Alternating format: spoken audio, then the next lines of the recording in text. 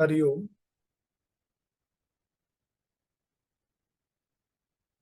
हा 16व्या अध्यायातला पहिलाच श्लोक आहे.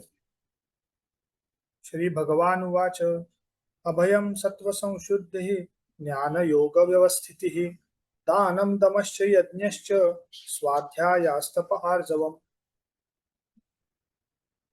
तर मूळ श्लोकाकडे वळण्याच्या आधी 16व्या अध्यायाची थोडीशी प्रस्तावना आपण पाहूया. 15व्या अध्यायामध्ये भगवान श्रीकृष्णांनी अर्जुनाला सर्व शास्त्र सिद्धांत स्पष्ट करून सांगितला. ब्रह्म हे मायेच्या उपाधींनी जगद्रूप धारण करते आणि त्याची अश्वत्थ वृक्षासोबत तुलना केली. अविनाशी असा जो देहातील जीवात्मा जो आहे तो पुरुष या शब्दाने प्रकट केला आणि शुद्ध आत्मतत्व म्हणजे ब्रह्म त्याला उत्तम पुरुष असं भगवानांनी म्हटलं. आत्मप्राप्तीकरता बळकट साधन जे ज्ञान तेही त्यांनी स्पष्ट करून सांगितलं. हे सर्व 15व्या अध्यायात झालं. मग आता 16व्या अध्यायामध्ये दैवी गुणांचं वर्णन का बरं केलं असेल तर त्यासाठी त्यासाठी ज्ञानेश्वरी रेफर केली आणि ज्ञानेश्वरीमध्ये त्याचा हेतू ज्ञानेश्वर महाराजांनी सांगितलाय. ऐसे आत्मजिज्ञासू जे होते तीही तोषलेनी चित्ते आदरे तया ज्ञानाते ओवळिले जीवे. याप्रमाणे आत्मज्ञानाची इच्छा करणारे जे होते त्यांना संतोष होऊन ते आत्मतत्वामध्ये विलीन झाले. या 15व्या अध्यायामध्ये जे भगवंतांनी ज्ञान सांगितलं त्याच्यानंतर जे आत्मज्ञानी होते ते तर आत्मतत्वामध्ये विलीन झाले, पण जे मुमुक्षु होते त्यांना ज्ञान कसे प्राप्त होईल आणि त्या ज्ञानाचं रक्षण कसं करावं याबद्दल काही प्रश्न निर्माण झाले.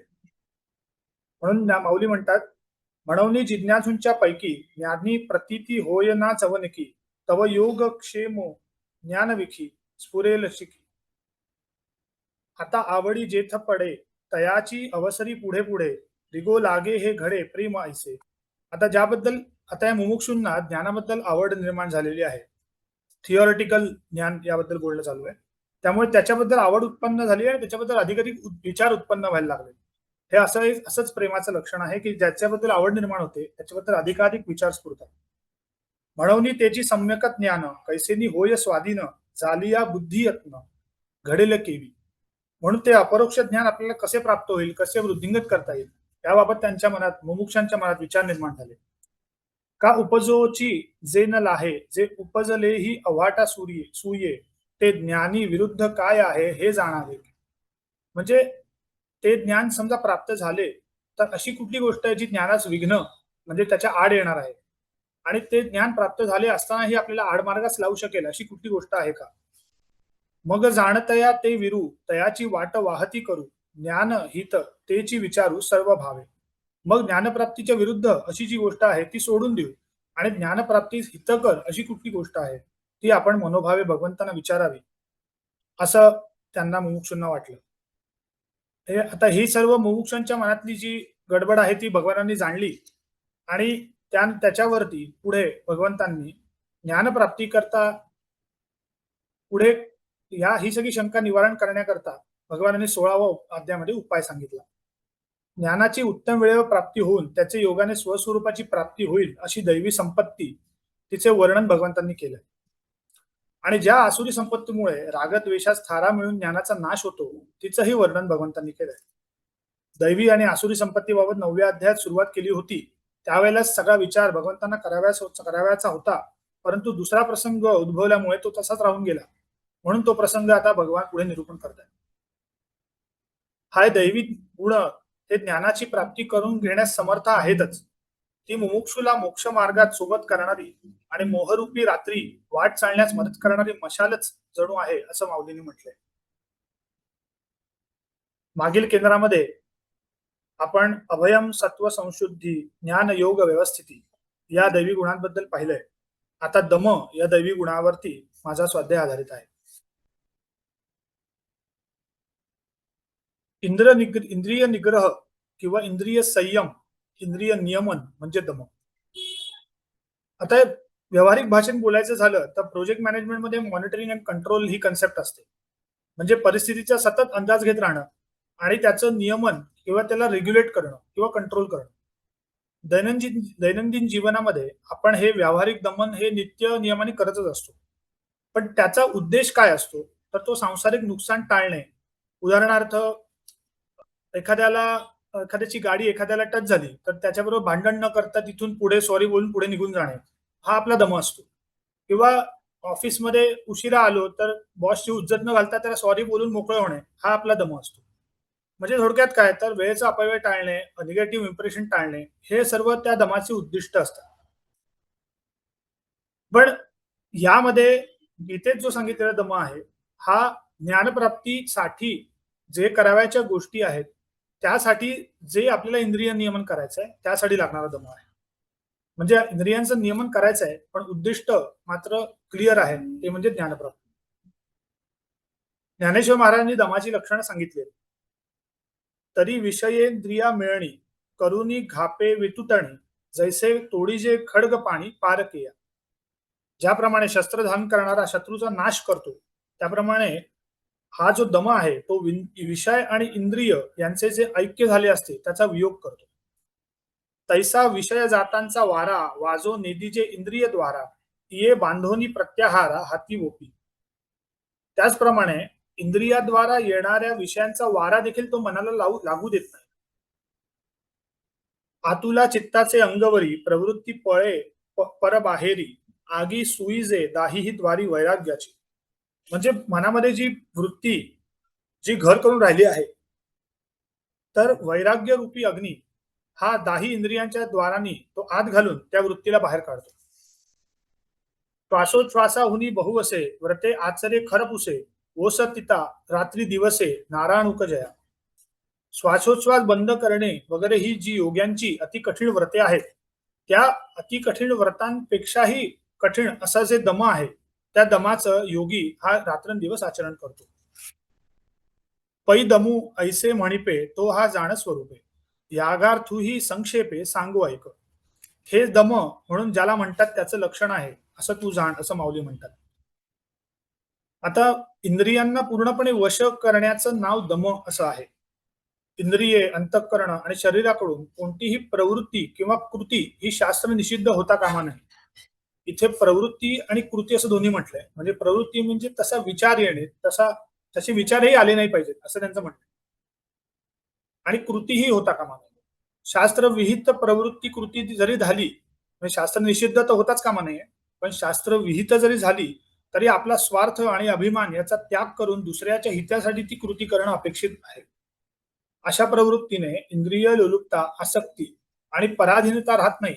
तसेच शरीर आणि इंद्रियांचे आचरण हे शुद्ध निर्मळ होते. आता इंद्रियांना मग असा प्रश्न पडतो की इंद्रियांना पूर्णपणे वश करणे हे पॉसिबल आहे का? असा कोण आहे ज्यांनी इंद्रियांना पूर्णपणे वश केलं आहे? तर समर्थांनी मनाच्या श्लोकांमध्ये जगी धन्य तो दास सर्वोत्तमाचा या 10 श्लोकांच्या सिरीजमध्ये इंद्रिय नियमन म्हणजे दमाचं आयडियलिस्टिक वर्णन केलेलं आहे. समर्थ सर्वोत्तमाच्या दासाचं म्हणजे मारुतीरायाचं वर्णन करताना म्हणतात, सदा देव काजी झिजे देह ज्याचा, सदा राम नामे वदे नित्य वाचा, स्वधर्मेची चाले सदा उत्तमाचा, जगी धन्य तो दास सर्वोत्तमाचा. नसे अंतरी काम नाना विकारी, उदासीन जो तापसी ब्रह्मचारी, निवाला मधी लेश नाही तमाचा, जगी धन्य तो दास सर्वोत्तमाचा. मदे मत्सरे सांडिली स्वार्थ बुद्धी, प्रपंचिक नाही जयाते उपाधी, सदा बोलणे नम्र वाचा सुवाचा, जगी धन्य तो दास सर्वोत्तमाचा. क्रमी वेळ जो तत्व चिंतानुवादे, नलिंपे कदा दंभ वादे विवादे, करी सुख संवाद जो उगमाचा, जगी धन्य तो दास सर्वोत्तमाचा. सदा सेवी आरण्य तारुण्य काळी, मिळेना कदा कल्पनेची निमेळी, चळेना मनी निश्चयो दृढ ज्याचा, जगी धन्य तो दास सर्वोत्तमाचा. या सर्वांमध्ये एक महत्वाची गोष्ट आहे की हनुमंताचा पूर्ण फोकस हा श्रीरामाकडे आहे. त्याची सर्वात आवडती व्यक्ती, त्याचं सर्वात आवडतं नाम आणि त्याचं आवडतं काम जे म्हणजे रामनाम घेणं, यात तो इतका मग्न आहे की षड्रिपूंना त्याच्या ठाई काही थारा नाही. त्याला इतर दुसरीकडे वेळ लक्ष द्यायलाच वेळ नाही. इंद्रिय दमन हे त्याला करावे लागत नाही, तर ते आपोआपच होतं. सदा सर्वदा ईश्वरनिष्ठ बुद्धी हेच त्याचं खरं कारण आहे. बरं, हे झालं सिद्ध पुरुषांबद्दल. सामान्यांचं काय? तर सामान्यांना इंद्रिय दमन करता यावे यासाठी सत्वगुण वाढीस न्यावा लागेल असं समर्थांनी म्हटलंय. ईश्वर प्राप्तीसाठी, आध्यात्मिक अनुभूतीसाठी, भक्ती ज्ञान अंतःकरणामध्ये उदित होण्यासाठी अंतःकरणाची ठेवण जशी असावी लागते किंवा त्याचा गुणधर्म जसा असावा लागतो त्याला सत्वगुण असं म्हणतात. प्रत्येक माणसाला त्रिगुणांच्या साम्राज्यात वावरावंच लागतं. त्याला हळूहळू स्थूलातून म्हणजे तमोगुणाकडून सूक्ष्माकडे म्हणजे सत्वगुणाकडे वाटचाल करायची असते.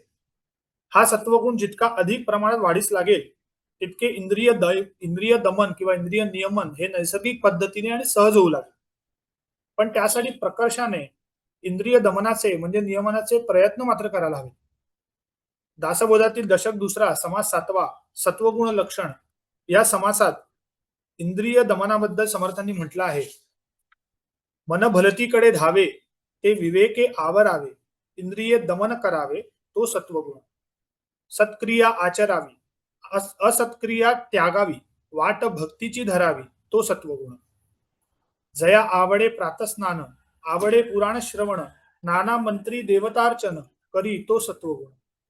पर्व काळी अति सादर, वसंत पूजेस तत्पर, जयंत्यांची प्रीती थोर तो सत्वगुण. समाजाच्या शेवटी समर्थांनी म्हटलंय सत्वगुणे भगवत भक्ती, सत्वगुणे ज्ञान प्राप्ती, सत्वगुणे सायोज्य मुक्ती पाविजेते.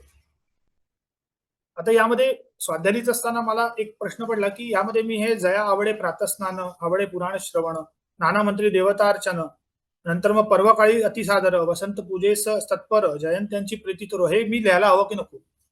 तर त्यावर मला असं वाटलं की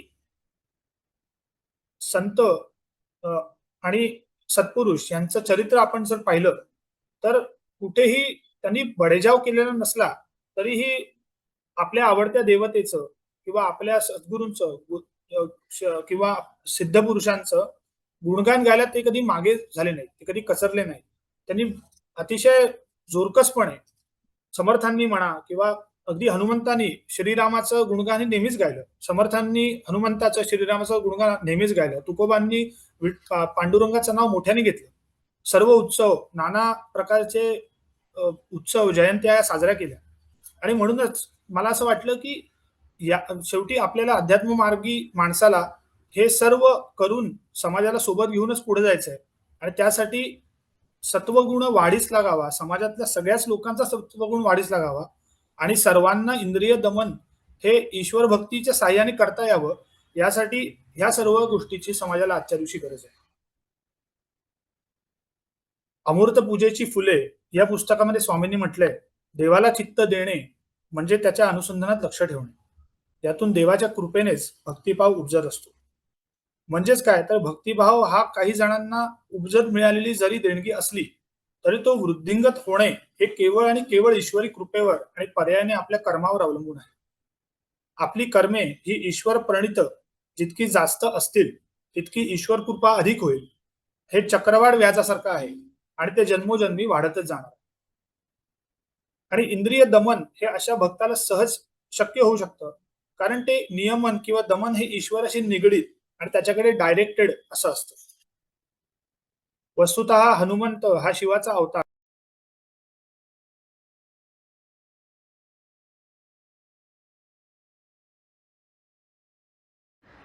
अमेय तू म्यूट झालायस. आता ऐकू येते का? हो हो. येते. हनुमंत हा शिवाचा अवतार आहे. वस्तुतः हनुमंत हा शिवाचा अवतार, समर्थ हे हनुमंताचा अवतार आणि तेच समर्थ पुढे गजानन महाराज म्हणून अवतार कार्यासाठी आले. तसं श्री गजानन विजय या ग्रंथातून आपल्याला दिसतं. माघवद्य सप्तमी म्हणजे आज गजानन महाराजांचा प्रकट दिन आहे. त्या निमित्ताने इंद्रिय दमन या संबंधी काही प्रसंग आपण पाहूया. 9व्या अध्यायातील ही कथा आपल्या स्वामींच्या गजानन विजय भक्तिरसास्वाद या पुस्तकात विस्तृत पद्धतीने सांगितलेली आहे. बाळापूरचे बाळकृष्ण बुवा रामदासी दरवर्षी दासनवमीला सज्जनगडावर समर्थ दर्शनासाठी जात असत. ते पायी वारी करत असत. पौष वैद्य नवमीला बाळापूरहून निघत असत आणि त्या रस्त्याने शेळगाव, खामगाव, मेहकर, देऊळगाव राजा असं करून ते जालन्याला येत असत. तिथे आनंद स्वामींना वंदन करून जांब नगरीला पोचत असत.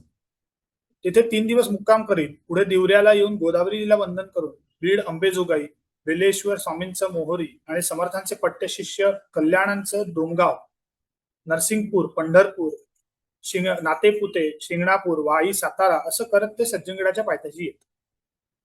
मग वद्य प्रतिभेदेला नवमीच्या उत्सवासाठी म्हणून ते सज्जनगडाला जाऊन पोहोचत.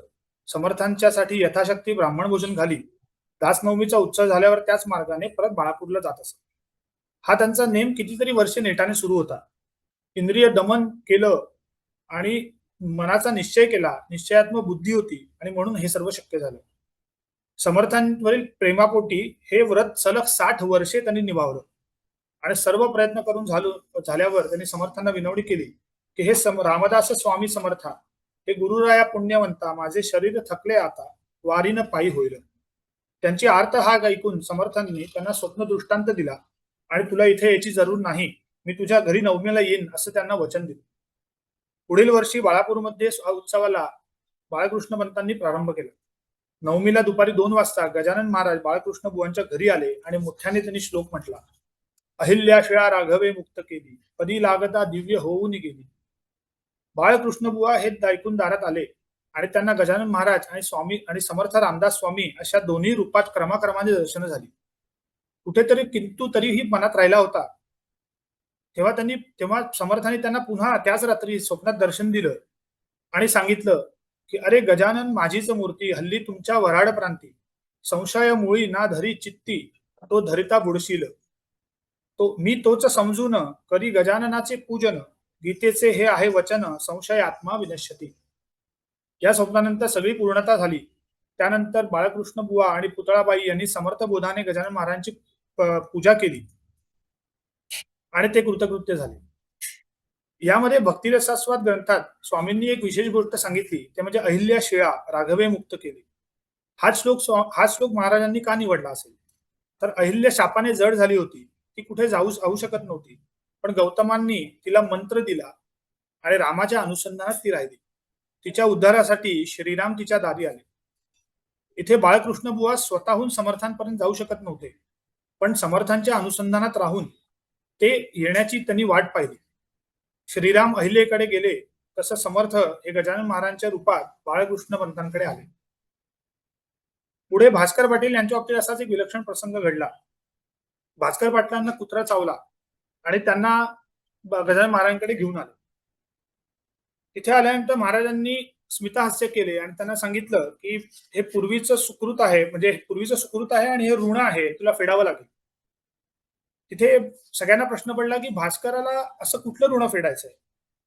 तर तेव्हा गजानन महाराजांनी त्यांना सांगितलं की सुकलालच्या गायी ठाई द्वाडपणा जो होता पायी, तो या भास्करे लवलाही शेगावी दवळे. म्हणजे सुकलाल नावाचा एक महाराजांचा भक्त होता. त्याची गाय ही द्वाड होती. तिला बरं करण्यासाठी म्हणून तिला बांधून गजानन महाराजांकडे घेऊन येत होते.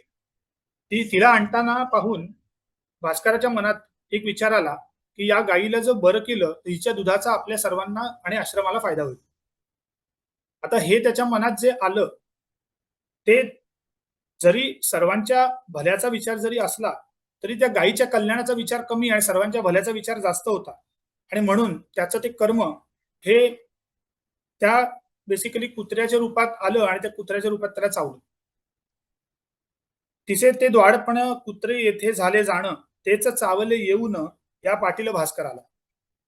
आता ह्याच्यामध्ये भास्कर पाटलाला कुत्रा चावला, गजानन महाराजांकडे त्याला घेऊन गेले. गजानन महाराजांनी त्याचं कारणही सांगितलं. त्याच्यावरती गजानन महाराजांनी त्याला विचारलं की तिचा हरण्यात वाडपणा म्हशी याने केली प्रार्थना, हिचे प्यावया दूध जाणा ऐसा भास्कर मतलबी. दूध पिता वाटले गोड, आता कारे चालले जड, नको ठेवूस पडदा आड, वाचवू का मी सांग तुला. म्हणजे मी तुला वाचवू का ह्याच्यातनं, तू मला आता सांग काय करायचं. त्याच्यावर भास्कर म्हणला की भास्कर बोले त्यावरी, मी अजाण सर्वतोपरी, जे असेल अंतरी आपुल्या तेच करावे. लेकुराचे अवघे हित माता एक ते जाणत, ऐसे ऐक्या अभंगात श्री तुकोबा बोलले. मी आपुले लेकरू म्हणून विनंती कशास करू, तू अवघ्या ज्ञानाचा सागरू, अवघे काही कळते तुला. ऐसे ऐकता भाषण संतोषले गजानन, खऱ्या प्रती समाधान खरे बोलता होत असे.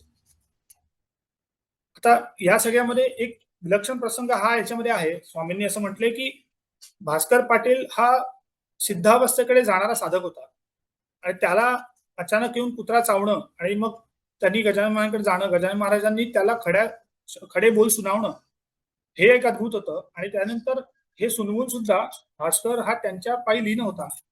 मला इथून डॉक्टर वगैरे काही नको, मला गजानन महाराजांकडे घेऊन जा. आणि गजानन महाराजांना त्यांनी सांगितलं की तुमची जी इच्छा असेल तीच माझी इच्छा. त्याच्यामध्ये त्याची निश्चयात्मक बुद्धी होती की सद्गुरू जे सांगतील तेच माझ्यासाठी योग्य आहे. त्याने त्याच्यामध्ये कुठल्याही प्रकारचं आपली बुद्धी चालवली नाही. यामुळे त्याला इंद्रिय दमन वगैरे करण्याची गरजच पडली नाही. कारण का त्याची भगवत निष्ठा, गुरुनिष्ठा ही अतिशय बळकट होती.